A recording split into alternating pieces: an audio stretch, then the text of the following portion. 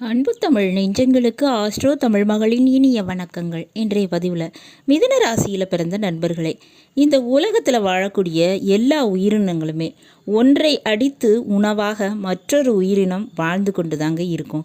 இதில் மிருகங்கள், பறவைகள் எல்லாமே அடங்கி இருக்கும். மனிதனுக்கு மட்டும் இது வேறு விதமாக நடக்கும்.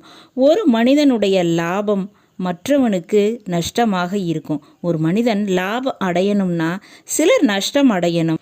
ஒரு மனிதன் ஜெயிக்கணும்னா சிலர் தோல்வி அடையத்தான் வேண்டியிருக்கும். ஒருத்தருக்கு மற்றொருவர் இரையாகத்தான் வேண்டி இருக்கிறது. வெவ்வேறு விஷயத்தில், வெவ்வேறு வடிவத்தில்.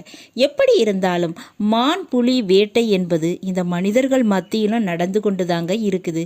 அப்படி மிதுன ராசியில் பிறந்த உங்களுக்கு யார் மான்? அதாவது யார் மான் போல இருந்து உங்களுக்கு இரையாவாங்க? யார் உங்களிடம் அடிபணிவாங்க? அதுபோல் யாரிடம் நீங்கள் அடிபணிந்து இரையாவதற்கு வாய்ப்பு இருக்குது? இதில் யார் புலி, யார் மான்? எந்த ராசி உங்களுக்கு மான் போல இருக்க போகிறாங்க? எந்த ராசியினர் உங்களுக்கு புலி போல இருக்க போகிறாங்க? இவர்களால் உங்களுக்கு ஏற்படக்கூடிய வெற்றி, தோல்வி, லாபம், நஷ்டம், இன்பம், துன்பம் எல்லாத்தையும் பார்க்க போகிறோம். தெரிந்து கொள்ள வேண்டிய பதிவுங்க. நிச்சயமாக வாழ்க்கைக்கு தேவையான பதிவாக இருக்கும். பதிவினை முழுமையாக பாருங்கள். பதிவு பிடிச்சிருந்தால் லைக் பண்ணி, கமெண்ட் பண்ணி மற்ற நண்பர்கள், உறவினர்கள் பயன்பெற அவங்களுக்கும் ஷேர் பண்ண மறந்துடாதீங்க. இதுவரை நம்முடைய ஆஸ்ட்ரோ தமிழ் மகள் சேனலை சப்ஸ்கிரைப் பண்ணாத நண்பர்கள் சப்ஸ்கிரைப் பண்ணி கூடவே தெரிகிற பெல் ஐக்கானை கிளிக் பண்ணி ஆல் ஆப்ஷன்ஸும் செலக்ட் பண்ணி வச்சுக்கோங்க. மிதுன ராசியில் பிறந்த நண்பர்களே, உங்களுடைய ராசி அதிபதி யாருன்னு பார்த்தா புதன் பகவான்க. எதிர்காலத்தினை கணித்து அதன்படி நடக்கக்கூடியவங்களாக நீங்கள் இருப்பீங்க. உங்களுக்கு எல்லா விதமான கலை, வித்தை, கல்வி இவற்றையெல்லாம் எளிதாக கற்றுக்கொள்ளக்கூடியவர்களாக இருப்பீங்க. மற்றவங்களுக்கே கற்றுக் கொடுக்கக்கூடிய அளவுக்கு அதனை வளர்த்து கொள்ளக்கூடிய திறமை உங்களிடம் உண்டுங்க. அப்படிப்பட்ட உங்களுக்கு முதல்ல யாரிடம் நீங்கள் இரையாவீங்க? அதாவது யாரிடம் நீங்கள் உங்களை இழப்பீர்கள்? யாருக்கு நீங்கள் அடிபணிந்து நஷ்டப்பட்டு போவீங்க அப்படின்னு பார்த்தா மீன ராசியில் அல்லது மீன லக்னத்தில் பிறந்தவங்க. உங்களில் பல விதத்தில் அவங்க பயன்படுத்தி கொள்வாங்க.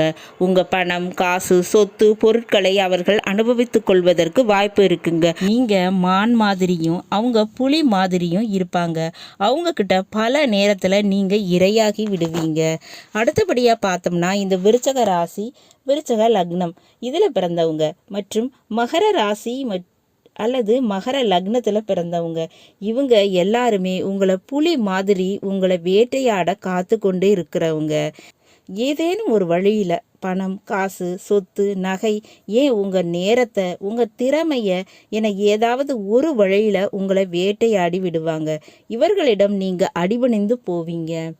அதுவே இந்த கன்னி ராசி, கன்னி லக்னம் அல்லது துலா ராசி, துலா லக்னத்தில் பிறந்தவங்க, கும்பராசி, கும்ப லக்னத்தில் பிறந்தவங்க, இவங்க எல்லாருமே உங்ககிட்ட அடிபணிந்து போகக்கூடியவங்கங்க.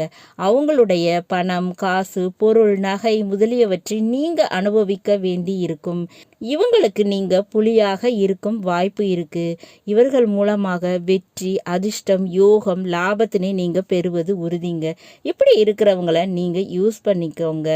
மேலும் இந்த மீன ராசி, விருச்சக ராசி, மகர ராசி மற்றும் இந்த லக்னங்கள் இதில் பிறந்தவங்க கிட்ட கவனமாக இருக்கிறது நல்லதுங்க. எப்படி இருந்தாலும் யார்கிட்டையாவது நாம் தோல்வி அடையத்தான் செய்வோம், நஷ்டப்படத்தான் செய்வோம், ஏமாந்து போகத்தான் செய்வோம். யாராவது நம்மளை யூஸ் பண்ணதாங்க செய்வாங்க.